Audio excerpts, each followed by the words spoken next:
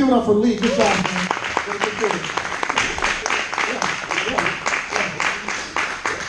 How do you feel, sir? Always feel good. Always feel good. Awesome. What did you like most about your presentation? That I took what was given to me. Awesome. If you had the opportunity to do it again, what would you do differently? I prepared. Awesome. Great job. I'm excited that you went to Norfolk State University like I did. Behold, the green and gold. Awesome job. CJ. I thought it was rough, man. You really looked nervous. No, I'm kidding. No, it was great, Kurt. Of course, I've had a chance to see you a couple of times and know how you do your thing. And it's 10 minutes, so phenomenal. Only thing I like to see when you talked about being at that rock bottom, and then the next thing was kind of like, yo, you kind of got your mind right, find your dream, millions.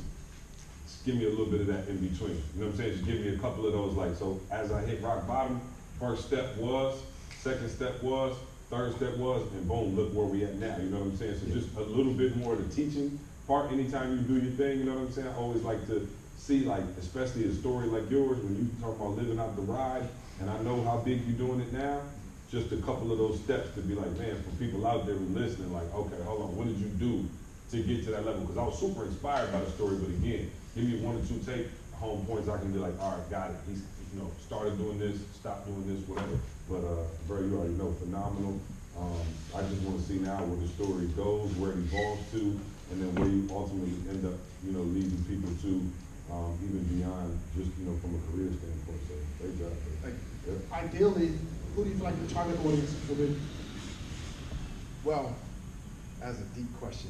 I speak to thousands of starting entrepreneurs on a regular basis. So the one advantage I probably do have, I speak 5-6 times a week. I don't get paid to speak. I get paid to do my business, but I have to speak to get paid. Wow. So if that makes sense to you, right? So nobody cuts me a check and says, hey, go speak. But if I don't speak, then they don't perform. So I educate, I train, I motivate a sales force. But there are gifts that I want to give, that have been given to me, that I want to give the world that are outside of direct sales and network marketing.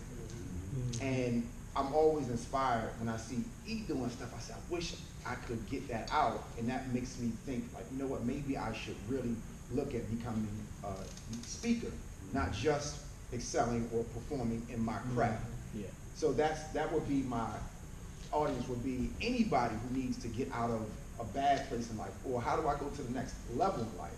That would be my target. But I said it's a deep question because I also have a lot of one-on-one speeches I have to do. I speak to 1,800, 2,000, I've spoken to 12,000 before, but it's the one-on-ones that actually drive the most revenue. We're working on it, man. We're working on it. Ken, do you have anything? Keep being unprepared. Great job, phenomenal. Thank you. What C said, but phenomenal job. But could y'all see the reps that Kurt has though? Yeah. Y'all knew, like, okay, this ain't just his first time. Right. You know what I'm saying? I see all your faces like, hold up. But this is reps. This is what it looks like when you have those reps and you sure of yourself. Yep. Awesome. Kent. I just thought he was saying this to show us how to do it. That would have taken longer than 10 minutes. Yeah, it was. Yeah, I typically do 45 minutes or so. So to your point, I was thinking about those points. I was like, if I try to get this in there, and then she held it for 2. I was like, get that. Right? Yeah. I just nixed that after that. So I thought about those. Yeah, of course. But in the time, and I never wrote a close. So I was in the back, like while the other speakers were going, just writing notes. Like, what am I going to, I'm just trying to make, what would make sense to this audience that I've never met before? Mm-hmm. How would this make any sense? Mm-hmm. And I never got time to work, and he was very efficient with his speech. He was out quick. There was no two held up or anything. I was like, whoa, that doesn't give me much time. So I just started talking. Yeah. No, perfect. This is a good point, right? When you understand the framework of a speech and when you understand the framework of this business, whether it's spur of the moment, whether it's jumping on television, whether it's, hey man, I need you to do an opening for me, right? Like Kendall and I, we got 2 great stories off this morning that we didn't prepare over, right? About being a professional and realizing this microphone has power. We killed a few people, right? We killed a few gigs because of something that we said incorrectly on stage. And so because we understand the framework of a speech, whenever spur of the moment, you are a pro, and it should always come out like, man, I've been doing this all my life. And that's what we want to get you guys to. Understand the framework, understand the basics and the things that work for a speech, and whatever the topic is, you can deliver it on point every time. Yeah, real quick, Candace, add on to that, and CJ said it, reps. So if you noted, he said he do it 5 times a week. And forget the number of people. He's getting reps in daily. It's the reps that can, he ain't confident, he believes. Confidence is temporary.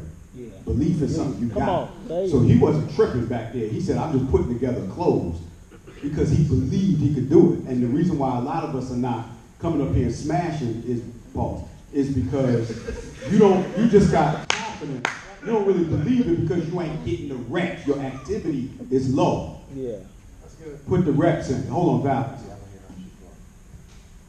Being natural made your transparency in the beginning awesome. You were so transparent, my wife signed me up, and but it brought the story in. You brought it in as if it was like a story you were telling, and it made it. Also, one of my favorite moves is low expectations. Yeah. So when you do that, and that goes for everybody, we just talked about that today. So Jamal, who told me, oh, I'm not a speaker, I don't want to speak, whatever. So you'll notice anybody who came to the Take Control, I would always be like, Jamal ain't no speaker, never spoke before, but he got some great information. I told him, I don't care if you're a speaker or not, get up here. And Maul get up there and do his thing, and people are like, oh my, you know, and so Kirk is an amazing speaker. He doesn't have to do that, but again, he lowered the expectations by telling y'all I'm unprepared and then proceeded to knock your head off. So the contrast is even crazier. Whereas Lee, I'm gonna pick on you. You was like, write this down. This is about to be the most powerful thing y'all ever heard. I was like, he was like, snails move forward. I'm out. I was like, yo, but you set the bar way up here, and it didn't deliver. Where Kirk came in and gave probably one of the best speeches we heard since we've been working on this, and was like, look, I'm unprepared. My wife signed me up, and I came in, she handed me the paper, and I'm like, gee, golly shucks. You know what I'm saying? I'm just saying, that's under promise, over deliver. Age-old theory of business and anywhere else. If you over deliver on people's expectations, we're gonna be like, bet he's a champ. So, great job. We're going to give us a country down.